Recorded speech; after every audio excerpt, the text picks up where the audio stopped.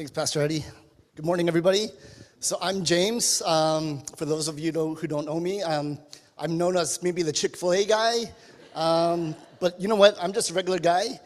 Prior to this merge, I've been attending Avenue Community Church.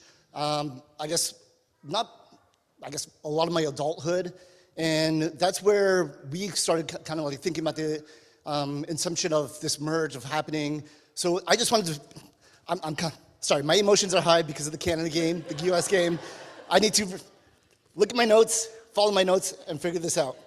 So before I actually want to get started, I want to actually share from the passage that we'll be going through today, which is from Ephesians 2, 11 to 20. So in this passage, Paul basically tells us that through Christ, strangers become family, the dividing walls come down, and we become members of one household. This passage feels especially real for me personally, and about my church's story and about our story collectively as a group here. Personally, I was asked by Pastor Eddie to share about the genesis of the merge and my own perspective of being a member here at Encounter for the last several years. And it really starts back in the COVID times. I know it was very difficult times for a lot of us. And for Avenue Church, prior to the merge, we lost our lead pastor, and we lost one of my dear friends, Pastor Derek, who was our worship pastor during that time as well. It left our group feeling uncertain about not just our own direction, and not just for ourselves, but really for our children and for the future of our church as well. So really, one night, we just had some friends over at our house. We had Susie and John's family, Gina and Theo, Natalia and Byungju's house. We were just having dinner. And casually through conversation, a question was brought up. It was, what kind of spiritual home are we building for the next generation? Actually, I don't think it was that intellectually put, but really was, what are we going to do about our church situation in this moment? So around the same time, I began serving on the pastoral search committee. And to be honest, it wasn't really producing many results. So that night at my house, I believe it was Susie who pulled up the ECC church directory. And that's where we saw Encounter Church. They were meeting right here at Royal York, where we used to meet as Avenue Church. And that was the first sort of like sign of like, okay, what's this about? So we pulled up Encounter Church. We looked up the lead pastor. And the first thing I noticed was this very handsome man.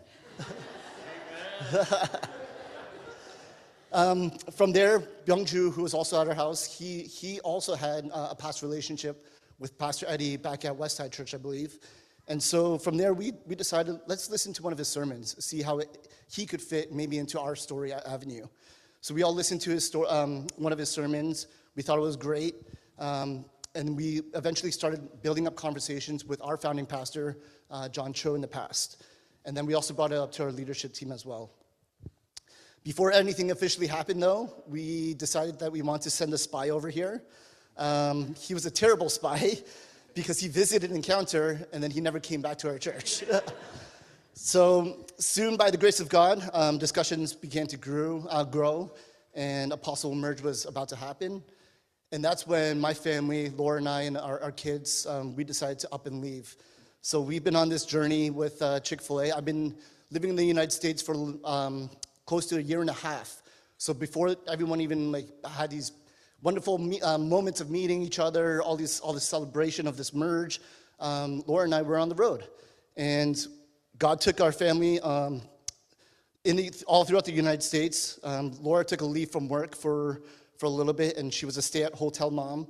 Well, we took our 3 young kids, and I was honestly learning how to fry some chicken here.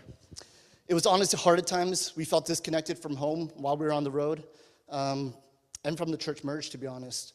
But we met incredible people along the way, worshiped in many great churches, and watched God guide us the entire way. There was a stretch of time where we actually lived apart, Laura and I. Laura had to return back home for work. She was on mat leave, had an extended leave, and came back. And the kids had to go back to learn, come back to school to learn just the basic educational requirements, like reading and counting and all this kind of stuff. I was alone on the road, and it was hard at times. For me, this was a pivotal time for myself, a lot of time of reflection. In my mind, I always thought that I had enough friends, to be honest. Like, I have a lot of great friends here prior to the merge, just being at Avenue. A lot of friends that I grew up with through high school and university that still attend this church. And I felt I didn't need any more friends. But through this experience with Chick-fil-A, God really used other people to challenge my thinking. One friend in particular, he was probably one of the biggest and strongest guys that you could even imagine. So he was a third string U.S. Olympic wrestler, a heavyweight, basically next in line to join the Olympic team. He calls me on a regular basis. So every week he would call me and ask me two simple questions. Hey, James, how are you doing? And is there anything I could pray for you? Simple questions, but really powerful ones to me, especially in that moment. And honestly, I still struggle myself to ask these questions to my own friends and my own community because of my own hesitations, my own insecurities. When Laura returned, I think coming back to a new church and many new faces was hard. It was hard.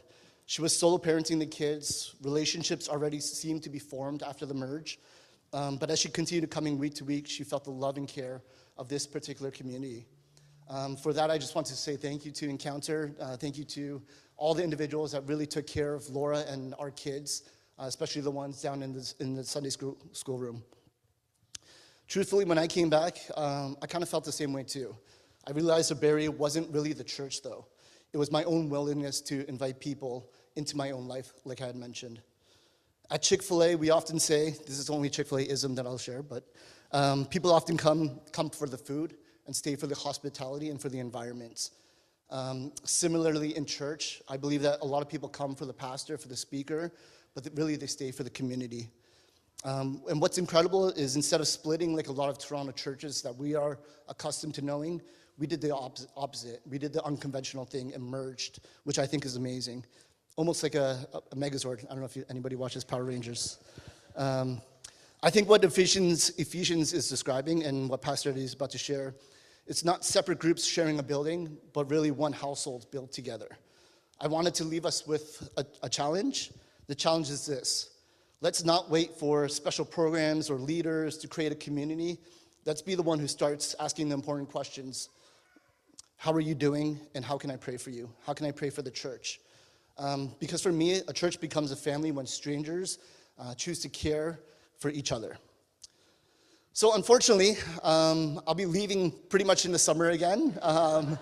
And so really, for me, I think the hope is the next time I return, I know Laura's going to be staying back, but we won't just recognize each other. We'll welcome each other as brothers and sisters who truly know and care for one another.